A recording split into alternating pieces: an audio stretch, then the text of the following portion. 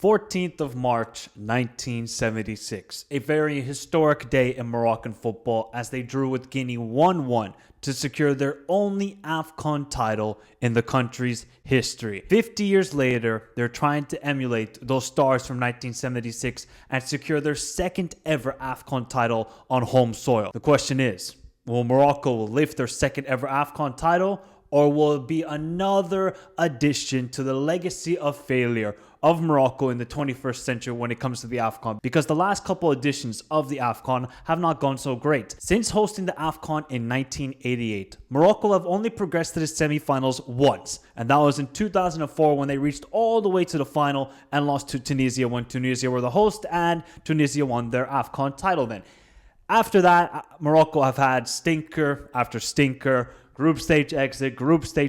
Then there was a little bit more positivity in 2019 in Egypt, and they got knocked out by Benin. Hervé Renard was pissed off. 2021 quarterfinals, it was a pretty even game against Egypt, getting knocked out in added time. And then obviously round of 16 in the last AFCON in Ivory Coast, where they lost to South Africa, and a stunning result in my opinion.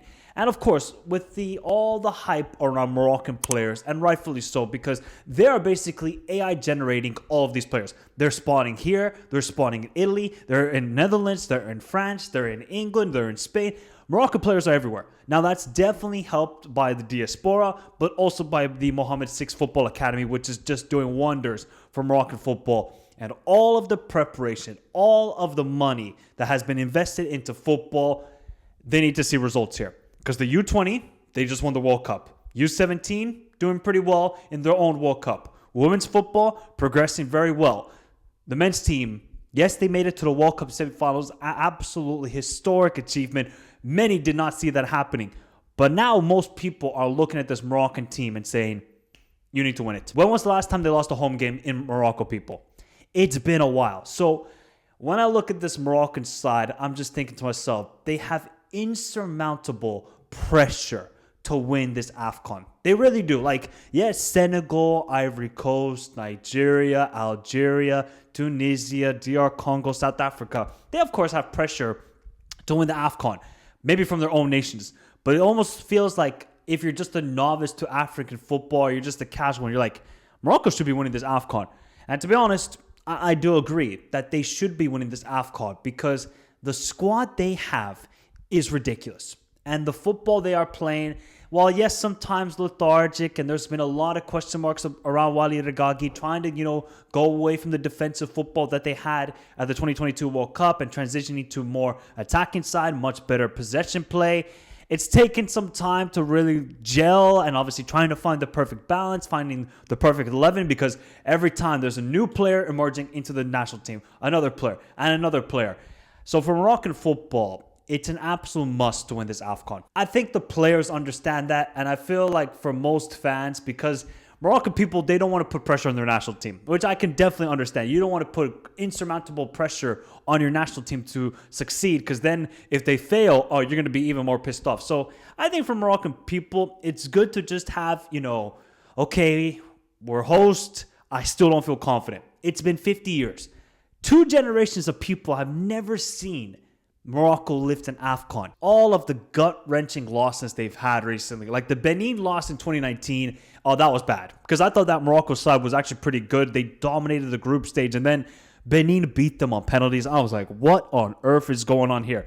The last 2, you could say South Africa are a good side, and obviously Egypt in 2021 reached the final. So this is the opportunity, though, for Morocco. They are hands down, along with Senegal, along with Ivory Coast, the most talented team in Africa. But if AFCON has taught you anything in the 21st century, talent can only get you so far. You need proper tactics, you need proper environment, and you just need a squad that is willing to win. Look at Ivory Coast, the last AFCON. They had so many things go against them. Red cards, terrible coaching. They even changed their manager in the tournament. So they had everything go against them. But they galvanized and they won the tournament.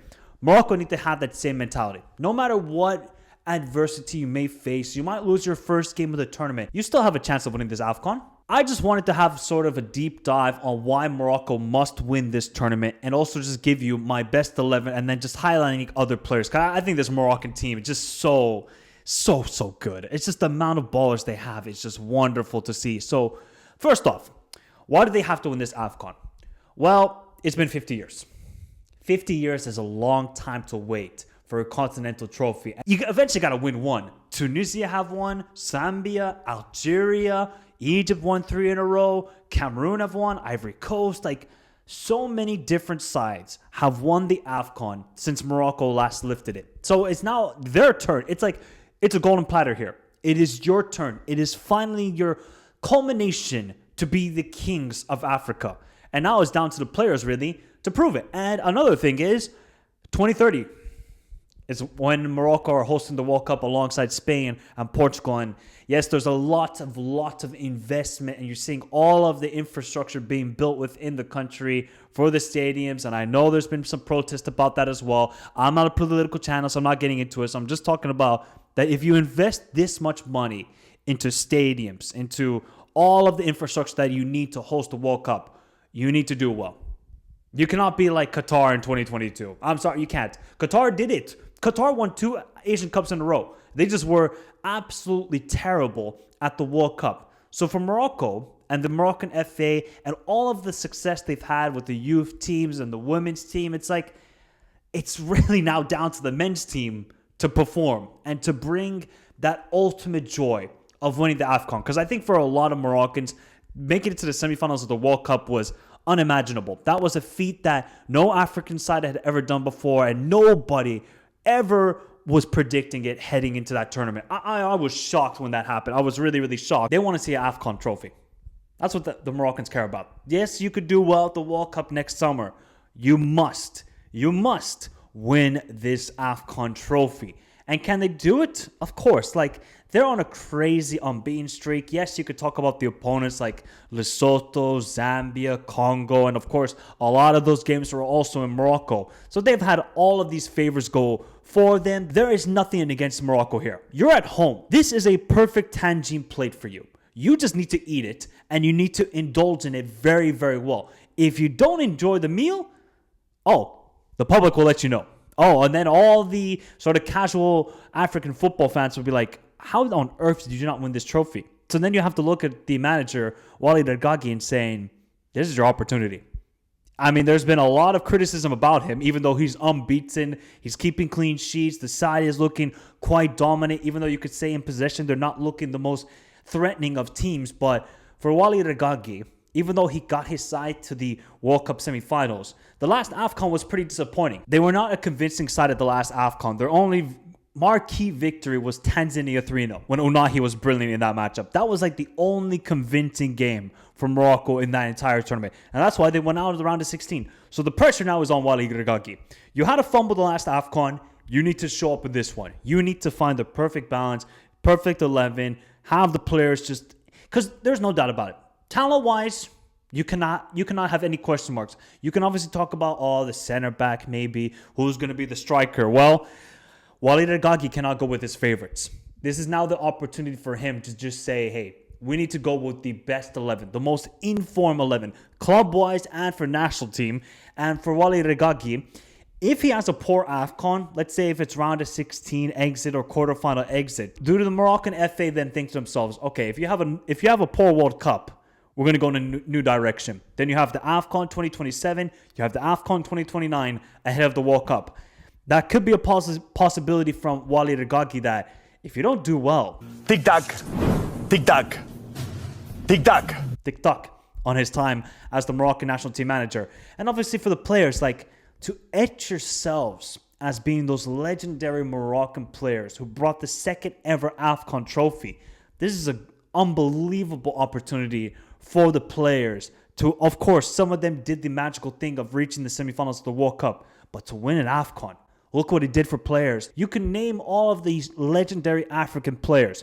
Most of them won an AFCON trophy. And I think for me, you need to have the two flicks. You need to do well club-wise, and you need to do well national team-wise. So, for example, Hakimi, who is obviously injured right now, we don't know what his status will be heading into the AFCON. I think for him, after the season he just had with PSG and the last couple of seasons he had with PSG, if he is a valuable piece of Morocco winning the AFCON, my God, he will go down as one of the greatest African players of all time.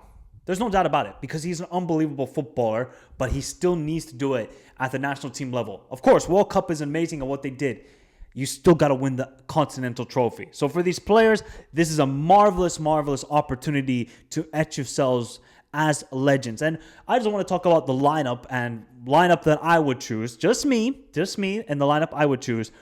I would go with Bunu in goal, of course. If Hakimi is fit, of course, you go with him at right back. If not, then you're going to go with Masroui. 2 center backs, Yamik and Aguerd. Now, Aguerd is a little bit of a question mark because just health-wise, he's not really been fit in the last couple windows, but I think he should be fine for this upcoming AFCON. If Aguerd is healthy, that's a big plus because Aguerd is a very key piece to Walid Regragui's side.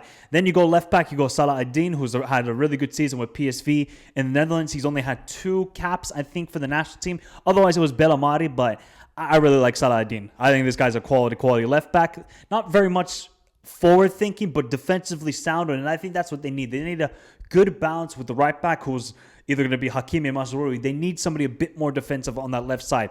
The midfield, obviously, it's Amrabat and Unahi. I think those guys are just like the pillars for Walid Regragui. He might have his favorites, but for those 2 players, I don't think they're not droppable at this point, especially Unahi, bro.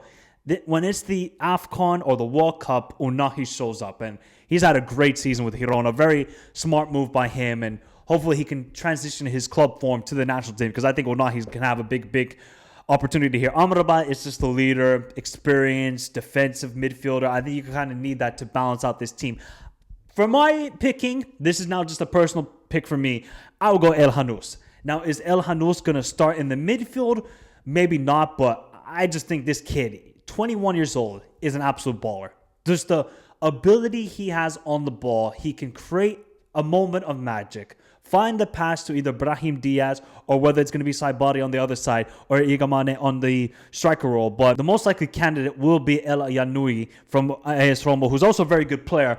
I mean, he's kind of more box-to-box, I would say, El Yanui, but he's a solid player. I just love El Hanous. I just think the kid is an absolute baller. But there are so many players that could play in the midfield. You have obviously El Hanous, Saibari, Ben Seguir, who can play on the left wing, Targaline from Feyenoord, El Azoui from obviously Auxerre, and Amir Richardson, who's just had a really, really tough time at Fiorentina recently. It sucks to see for him. But the forward line, I would go with Saibari left wing, Brahim Diaz right wing, and you have to go with the Moroccan R9 Igamane because the guy is an absolute form with Leo. Yes, you have El Kabi. I swear, and I dare Walid Regragui to do this, to start En-Nesyri at the striker role. I dare him. You had your moment in the World Cup 2022. It's been 4 years. Move on. Move on from the favorites. Igamane, this guy, I mean, he's only what, like 22 years old, 23 years old? Obviously, he forced the move away from Rangers, but he can play make. He can get the goals, and I just think that's sort of what this team needs. They kind of need like a false 9 sort of guy because Saibari's a very good goal scorer. Obviously, Brahim Diaz, El Hanous, or obviously Unahi, but I think Igamane would be perfect in that striker role. Obviously, you have so many options. You have Rahimi, obviously Akko Mach. The amount of talent on this Moroccan team is ridiculous. They're stacked in the wing position. They're stacked in the midfield. They're kind of light in the center back and a little bit light on the left back situation. But as long as the players are healthy heading into the AFCON, and I'm filming this about 22 days ahead of the AFCON, I just think it's so impressive to what Morocco have been able to build. But now it's the cute love story. But now it's time to get to reality. And it's time to perform if you're the Moroccan national team. I think Moroccans are expecting it. And I think a lot of people around the world are expecting this national team. Incredible success. Winning the U20 World Cup is a marvelous feat. But it does not signal that you're going to be a good side for the future. Look at Uruguay. Uruguay won the U20 World Cup 2 years ago. Barely any of those players get opportunity. Barely. So it's going to be fascinating to see, one, what is going to be Walid Regragui's squad, because he's going to obviously have to pick 25 to 23 players to take to Morocco, and who's going to be starting. I think for a couple of the positions, they're pretty certified. It's really just the striker and maybe the 2 wing positions and left back, and obviously maybe other center back. Otherwise, I think it's pretty certain who will start for this national team. And yeah, it's time to perform. They have everything laid on a perfect plate for them. You're at home. You have all the environments going for you. You have the squad. You maybe have the coach. It's time to perform if you're the Moroccan national team. And that's why it is a must to win this AFCON. But let me know your thoughts, people. If you're Moroccan, are you expecting to win the AFCON? Are you a little bit pessimistic and just thinking to yourself, recent AFCONs, we've bottled it. But this is the opportunity. So let me know your thoughts in the comments down below. And if you're neutral, is Morocco the #1 favorite to win the AFCON? Remember to hit the like button and, of course, subscribe to the channel if you're new around here for more AFCON content, because we're going to have so much content. We're going to start doing group by group previews, then get to the predictions, and, of course, match day recaps every single day during the AFCON. And remember to follow me on all the socials, Instagram, Twitter, join the Discord, all those links. Description down below, but have a beautiful day. Stay safe in this crazy world. Till next time, adios.